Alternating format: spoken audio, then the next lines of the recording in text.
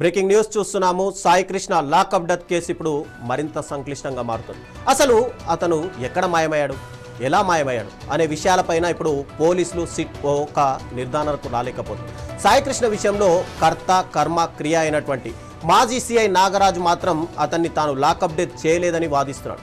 వాస్తవాలు లాగేందుకు నాగరాజును మరింత విచారించాల్సిన అవసరం ఉందని, తమ కస్టడీకి ఇవ్వాలని సిట్ కోరగా అతన్ని జైల్లోనే విచారించాలంటూ విజయవాడ కోర్టు ఇప్పుడు ఒక కఠినమైన షరతులు విధించింది. ఇలా అయితే విచారించడం కష్టమని, తమ కస్టడీకి ఇవ్వాలని కోరుతూ సిట్ అధికారులు హైకోర్టును ఆశ్రయించారు.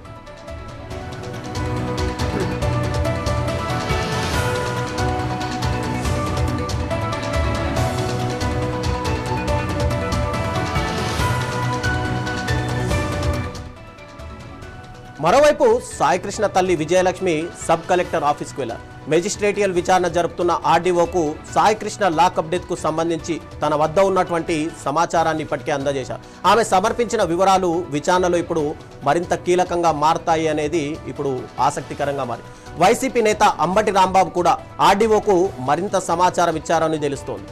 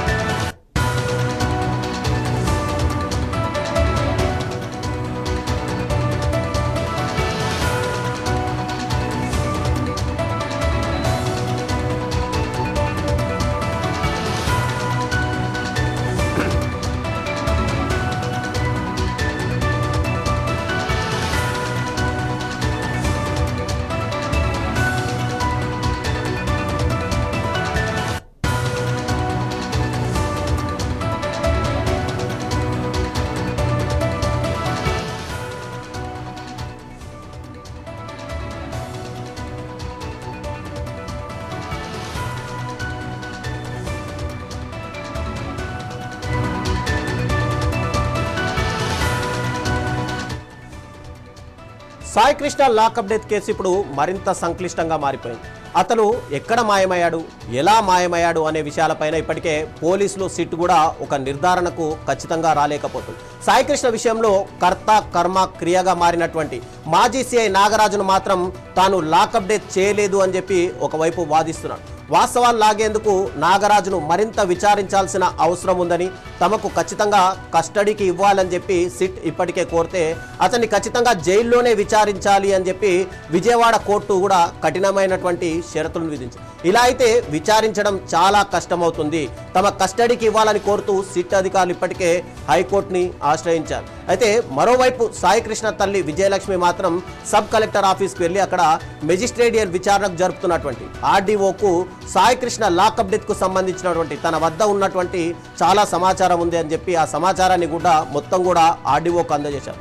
అయితే ఆమె సమర్పించినటువంటి వివరాలు విచారణలో ఎంతవరకు కీలకంగా మారుతాయి అనేది చెప్పి ఇప్పుడు చాలా ఆసక్తికరంగా మారి. ఇక వైసీపీ నేత అంబటి రాంబాబు కూడా ఇప్పటికే ఆర్డీఓకు మరింత సమాచారం ఇచ్చినట్టుగా అయితే మనకు తెలుస్తోంది.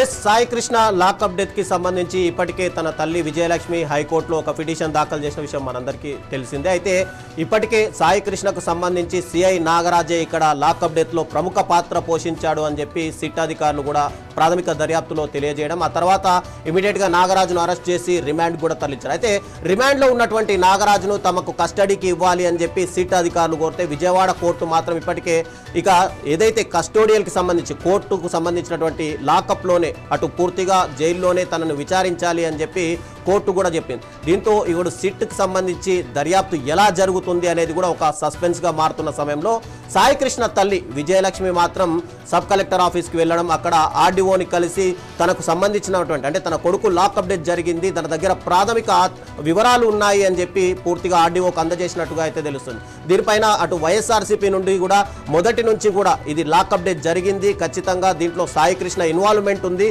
ఒకవైపు మార్కాపురం నుంచి టాస్క్ ఫోర్స్ పోలీసులు ఇటు కృష్ణలంక పిఎస్ కు తరలించారు.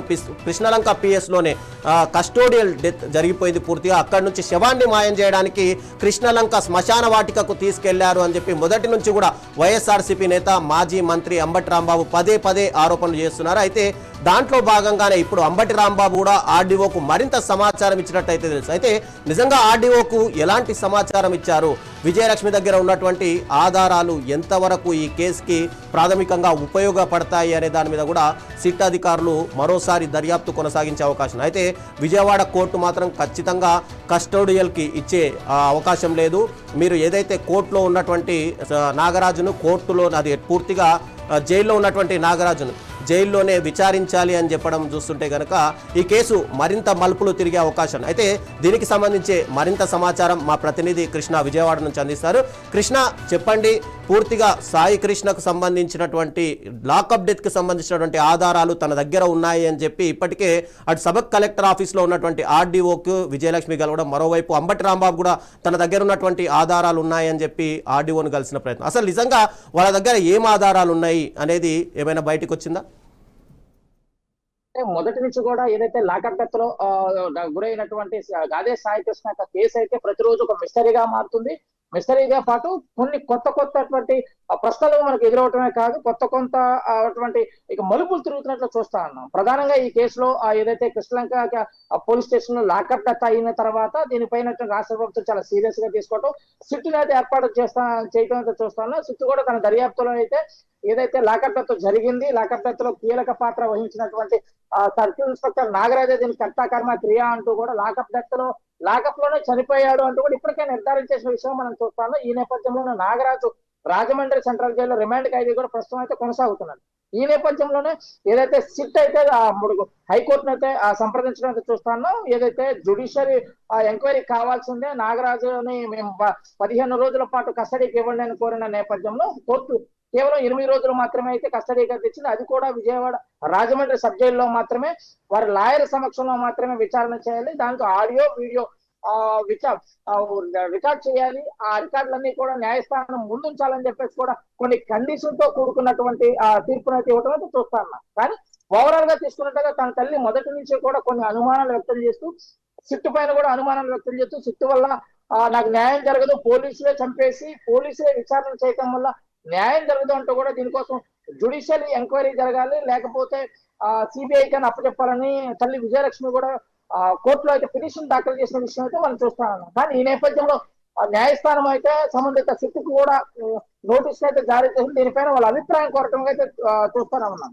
కానీ సిట్ కూడా ప్రధానంగా ఒకటే చెప్తుంది, మేము తప్పకుండా ఏదైతే చట్టానికి లోబడి జ్యుడిషియల్ ఎంక్వైరీ ఏ విధంగా అయితే ఉంటుందో ఆ విధంగానే ఇక్కడ ఎంక్వైరీ చేసాం. ఇప్పటి వరకు అన్ని ఆధారాలు సేకరించి రిమాండ్ రిపోర్ట్ లో కూడా పొందుపరిచాము. అదే విధంగా ఇక్కడ రాజమండ్రి సెంట్రల్ జైల్లో కూడా ఏదైతే చట్టానికి లోబడి విచారణ అయితే మేము చేస్తున్నాం, దానికి ఎటువంటి జ్యుడిషియల్ ఎంక్వైరీ కానీ ఫర్దర్ ఎంక్వైరీలు కానీ అవసరం లేదు అంటూ కూడా సిట్ అధికారులు న్యాయస్థానానికి విన్నవించిన పరిస్థితి అయితే కనిపిస్తుంది. అదే విధంగా తల్లి విజయలక్ష్మి అయితే మరొక పిటిషన్ ఏదైతే దాఖలు చేశారో ఆ నేపథ్యంలో కింద కోర్టు అంటే విజయవాడ కృష్ణా జిల్లా కోర్టు, ఎన్టీఆర్ జిల్లా ఇచ్చిన కోర్టు అయితే ఎక్కడైతే విజయవాడలో ఉన్నటువంటి సబ్ కలెక్టర్ కార్యాలయంలో ఉన్నటువంటి జ్యుడిషియల్ మెజిస్ట్రియల్ ఎంక్వైరీకి అయితే ఆర్డర్స్ అయితే ఇచ్చినట్లు చూస్తాను. ఈ రోజు సాయంత్రం 5 వరకు కూడా సబ్ కలెక్టర్ ఆధ్వర్యంలో మెజిస్ట్రేట్ ఆధ్వర్యంలో అయితే ఆ యొక్క విచారణతో జరుగుతుంది. ఎవరి దగ్గర అయితే సాక్ష్యాలు ఉన్నాయో ఆ సాక్ష్యాలు ఉన్న వ్యక్తులంతా కూడా ఈ రోజు సబ్ కలెక్టర్ గారిని కలిసి ఇవ్వచ్చు అని చెప్పేసి కూడా ఈ యొక్క తీర్పులో అయితే మనం చూస్తాం. ఈ నేపథ్యంలో ఉదయం నుంచి కూడా చాలా మంది అంటే తల్లి విజయలక్ష్మి దగ్గర ఉన్న కొన్ని ఆధారాలతో పాటు అంబటి రాంబాబు దగ్గర ఉన్న కొన్ని ఆధారాలు, అదేవిధంగా న్యాయవాదుల దగ్గర ఉన్నటువంటి ఆధారాలు, వీళ్ళందరూ కూడా ఆధారాలు ఇప్పటికే అయితే సబ్ కలెక్టర్ కార్యాలయం వెళ్ళి ఆధారాలు సమర్పించినట్టు పరిస్థితి అయితే కనిపిస్తుంది. ముఖ్యంగా ఏదైతే ఎవరైనా పబ్లిక్ కూడా వచ్చేవచ్చు, పబ్లిక్ కి ఇప్పటి వరకు సంబంధించినటువంటి ఈ యొక్క కేసులో ఏదైనా డౌట్స్ ఉన్నా లేకపోతే ఏదైనా సమాచారం ఉన్నా వారు కూడా ఇవ్వచ్చు. వారి యొక్క వివరాలు కూడా మేము గోప్యంగా ఉంచుతామని చెప్పేసి కూడా సబ్ కలెక్టర్ కార్యాలయం అనౌన్స్ చేయడం చూస్తాను. మరే తల్లి విజయలక్ష్మి ఒకటే చెప్తున్నారు, ఏదైతే ఈ కమిటీ సీసీ కెమెరాలకు సంబంధించిన ఒక పర్యవేక్షణ కమిటీ ఉంటుంది. ఆ పర్యవేక్షణ కమిటీ యొక్క నివేదిక కూడా కావాల్సిందే. అదేవిధంగా విజయవాడలో ఉన్న కమిషనరేట్ పరిధిలో ఉన్నటువంటి విజయవాడ పరిధిలో ఉన్నటువంటి సీసీ కెమెరాలు అన్ని కూడా సమర్పించాలి మాకు అని చెప్పడం. దాంతో పాటు సిట్ కూడా ఒకటే చెప్పింది, కేసుకు సంబంధం లేని వివరాలను అడగటం అది పద్ధతి కాదు, మేము అన్ని కూడా చట్ట ప్రకారం సేకరించాం, ఇప్పటికే ఆ దిశగానే దర్యాప్తు సాగుతుంది. దర్యాప్తులో ఎటువంటి ఇబ్బందికరంగానే ఎటువంటి వేరే రకంగా మొత్తం కూడా పారదర్శకంగానే చేస్తున్న ఎంక్వైరీ అని కూడా సిట్ అధికారులు అయితే చెప్తున్న పరిస్థితి కనిపిస్తుంది. ఓవరాల్ గా తీసుకుంటే ఈ కేసు రెండు విధాలుగా ఈ రోజు అయితే సాగుతుంది. ఒకటి, సాక్షులంతా కూడా ఎవరి దగ్గర అయితే సమాచారం ఉందో ఆ సాక్షులంతా ఈ రోజు ఆ మెజిస్ట్రేటియల్ ఎంక్వైరీ ప్రకారం అయితే ఈ రోజు విజయవాడ సబ్ కలెక్టర్ కార్యాలయం అయితే చేరుకున్న పరిస్థితి కనిపిస్తుంది. అదే విధంగా రాజమండ్రి సబ్ జైల్లో కూడా ఇప్పటికే నాగరాజును సస్పెండెడ్ సీఏ నాగరాజుని ఎంక్వైరీ కూడా ఉదయం నుంచి సాయంత్రం 5 వరకు కూడా దాదాపు 8 రోజులు ఎంక్వైరీ అయితే చేస్తున్నారు. కానీ ఓవరాల్ గా తీసుకుంటే లాయర్ సమక్షంలో చేయటం వల్ల కొంచెం ఇబ్బందికరంగా ఉంది, సబ్ జైల్లో చేయటం ఇబ్బందికరంగా ఉంది. కనుక అక్కడ కాకుండా బయట ఎక్కడన్నా కూడా జ్యుడిషియల్ ఎంక్వైరీకి ఇవ్వాల్సిందే అని చెప్పేసి ఒక పిటిషన్ కూడా సిట్ అధికారులు అయితే దాఖలు చేసిన పరిస్థితి అయితే ఉంది. ఆ దిశగా కూడా ఆ న్యాయస్థానాలు దృష్టి సారించినట్టు మనకు అర్థమవుతుంది. రవి, కృష్ణ అంటే ఆల్రెడీ ఓన్లీ నాగరాజును మాత్రమే కస్టోడియల్ కి అడిగారా, లేదంటే ఇతర కానిస్టేబుల్ను కూడా అరెస్ట్ చేశారు కాబట్టి దీంట్లో వాళ్ళ స్టేట్మెంట్లు కూడా రికార్డ్ చేసే అవకాశం ఉంది కాబట్టి వాళ్ళని కూడా మాకు ఇవ్వండి అంటే ఏమైనా సిట్ ఏమైనా దాఖలు చేసే అవకాశాలు ఉన్నాయా? దాఖలు చేసింది ఆల్రెడీ? తప్పకుండా ఆల్రెడీ దాఖలు చేసింది. ఏదైతే ప్రధానంగా ఎవరైతే ఆరోపణలు ఎదుర్కొంటున్నాడో అశోక్ అండ్ జంగం నానితో పాటు సాంబయ్య ఏదైతే ఈ కానిస్టేబుల్స్ గా ఉన్నారో వీరి వివరాలు కూడా బాబురావు, సాంబయ్య ఈ వివరాలు కూడా రికార్డ్ చేయడం చూస్తాను. వీరు కూడా ఎక్కడ సిట్టుకి అంటే సిట్ అధికారుల ముందు ఎక్కడ గారు నోరు విప్పిన పరిస్థితి అయితే లేదు, మాకు గుర్తులేదు, తెలీదు, అనేక వివరాలు చెప్పారని చెప్పేసి కూడా సిట్ అయితే తన రిమాండ్ రిపోర్ట్ లో పేర్కొంది. ఆ దిశ కూడా వారిని కూడా జ్యుడిషియల్ రిమాండ్ కి ఇవ్వాలి, వారికి కూడా విచారణ చేయాలి, అప్పుడే కొన్ని సమాచారం వస్తుంది ఈ కేసులో అని చెప్పేసి వారి గురించి కూడా అడగడం అయితే చూస్తాను. పిటిషన్ కూడా దాఖలు చేశారు. అదే విధంగా నాగరాజు విషయంలో కూడా న్యాయస్థానం సబ్ జైల్లో కాకుండా విడిగా వేరే చోట విచారించేటటువంటి వెసులుబాటు కల్పించాలని కూడా సిట్ అయితే పిటిషన్ అయితే దాఖలు చేసింది. ఈ రెండు విషయాల్లో ఈ రోజు అయితే ఒక తుది తీర్పు వెలువడుతుందని మనం ఎదురు చూడాలి. ఎస్, అంటే ఇప్పటికే అంబటి రాంబాబు కానీ అటు సాయికృష్ణ తల్లి విజయలక్ష్మి కానీ ఆర్డీఓని కలిసిన నేపథ్యంలో వాళ్ళు అసలు ఏమున్నాయి, వాళ్ళ దగ్గర ఎలాంటి ఆధారాలు ఉన్నాయని చెప్పి ఏమైనా మీడియాకు ఇన్ఫార్మ్ చేశారా? ప్రధానంగా ఈ కేసు దాదాపు 40 రోజుల తర్వాత మాత్రమే బయటకు వచ్చింది. అది కూడా ఏదైతే వైఎస్ఆర్సీపీలో ఉన్నటువంటి మాజీ మంత్రి అంబటి రాంబాబు ద్వారా మాత్రమే ఈ కేసు మొత్తం కూడా బయటకు వచ్చిందని మనం చెప్పుకోవచ్చు. తను మొదటి నుంచి కూడా ఈ కేసు మీద అనేక అనుమానాలు వ్యక్తం చేస్తూ చాలా సెన్సేషనల్ క్రియేట్ చేసేటటువంటి కొన్ని ఆధారాలు కూడా బయట పెట్టారైతే మనం గతంలో చూసాం. ఏదైతే లాకప్ డెత్ లో గురైనటువంటి సాయికృష్ణ డెడ్ బాడీకి సంబంధించిన ఫోటోలతో పాటు తనకు అరికాల్లో కొట్టారని చెప్పేసి, కాళ్ళంతా గాయాలైపోయాయని చెప్పేసి ఆ ఫోటోలతో పాటు తను ఇవన్నీ కొన్ని ముఖ్యమైనటువంటి ఎక్కడెక్కడ తీసుకెళ్లారు, ఎలా అరెస్ట్ చేశారు, ఏ హోటల్లో ఉంచారు, ఎక్కడ బస్ స్టాండ్ లో ఎలా తరలించినప్పుడు ఇద్దరు కానిస్టేబుల్స్ తనని తరలించారు అని చెప్పేసి కొన్ని ఏదైతే కీలకమైన ఆరోపణలు అంబటి రాంబాబు మొదటి నుంచి చేస్తూనే వచ్చారు. ఆ నేపథ్యంలో తన దగ్గర ఉన్నటువంటి ఆధారాల మొత్తం కూడా ఈ రోజు ఆర్డీఓ సమర్పించడం అయితే మనం చూస్తానే ఉన్నాం.